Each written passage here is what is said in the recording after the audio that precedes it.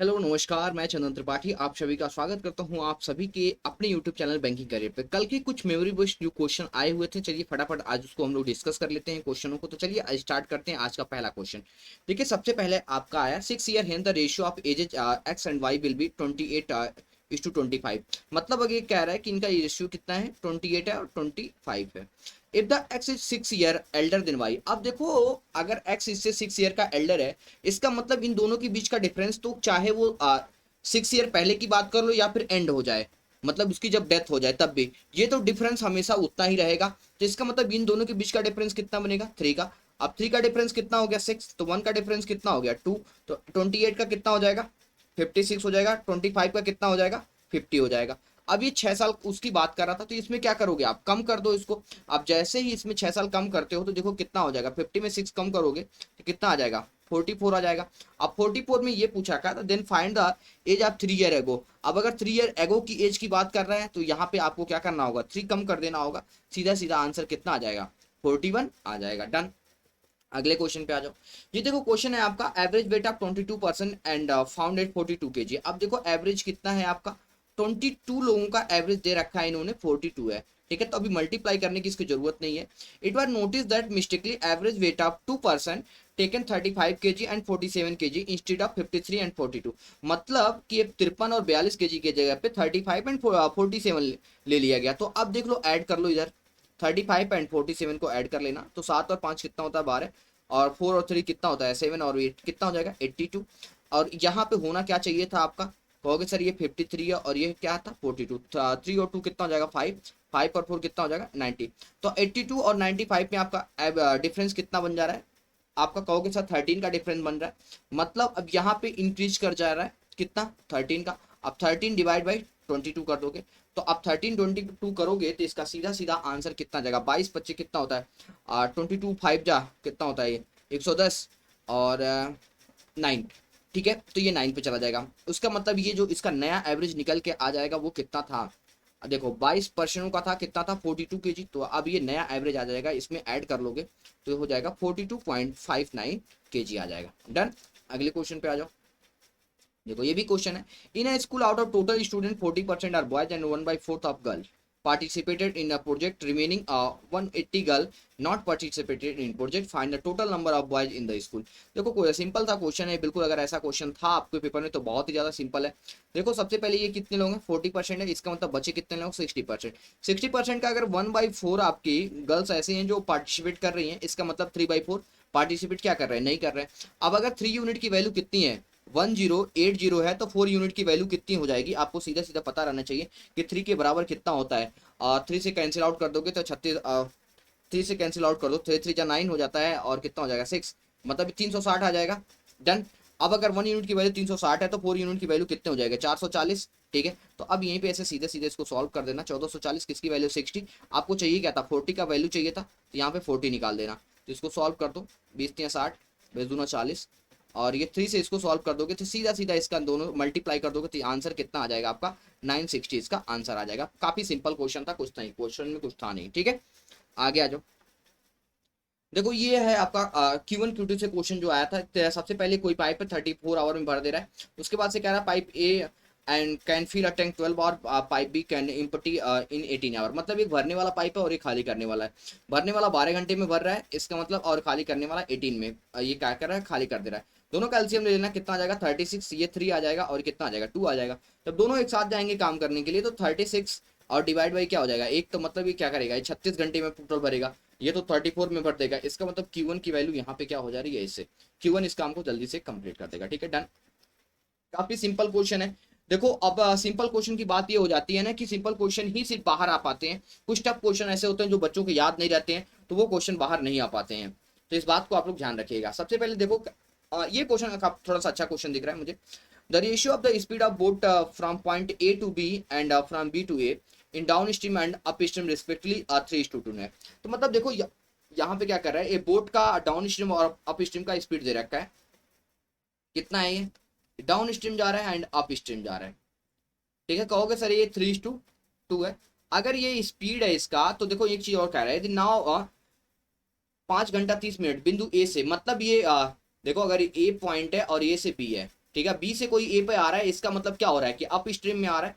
तो up stream में अगर इसको इनवर्स कर दोगे तो क्या होगा आपका, ये 2:3 हो जाएगा। मतलब 3 यूनिट की वैल्यू दे रखी है 5 घंटा 30 मिनट, मतलब क्या कह सकते हो 5.5। डन, इतनी बात। इसमें वैल्यू कितनी है 3 का, तो 2 की मल्टीप्लाई कर दोगे ना इसमें, तो ये आ जाएगा, इसका टोटल टाइम निकल के आ जाएगा। डन।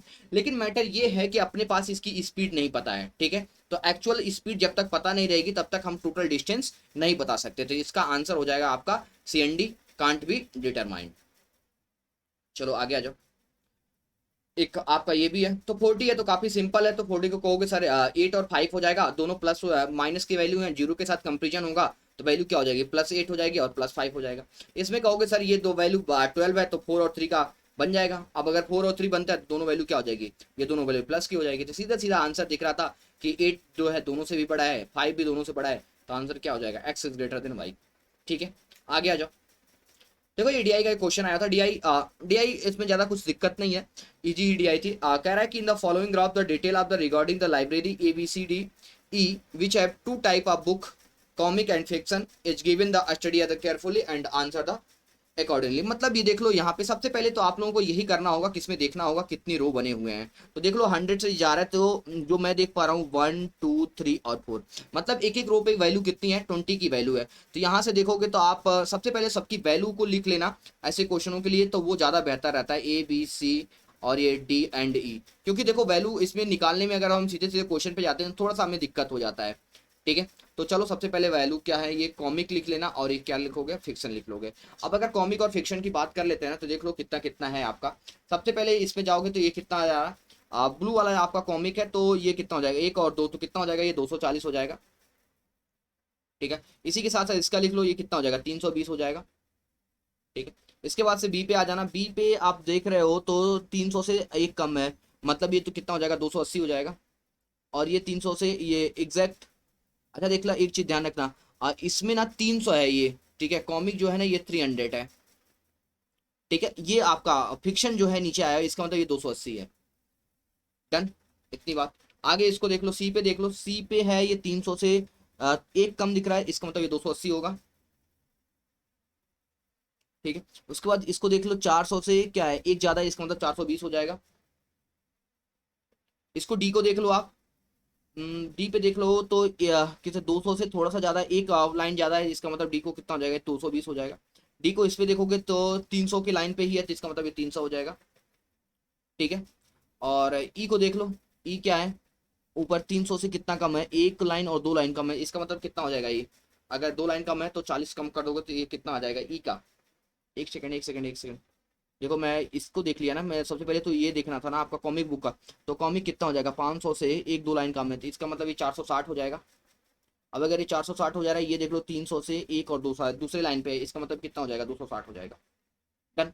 तो इस तरीके से क्वेश्चन था, बस क्वेश्चन में कुछ और है नहीं आपका ज्यादा खास। तो देखो अब आपका क्वेश्चन बन जाएगा, find the ratio between the comic book and A and fiction book of D. तो ए और डी में आ जाओ, तो देखो ए का कॉमिक बुक कितना है, 240 है, और इसमें कितना है 300, तो 240 और 300 का रेशियो निकाल देना। ठीक है, डन, ये पहला क्वेश्चन हो जाएगा आपका, 240:300।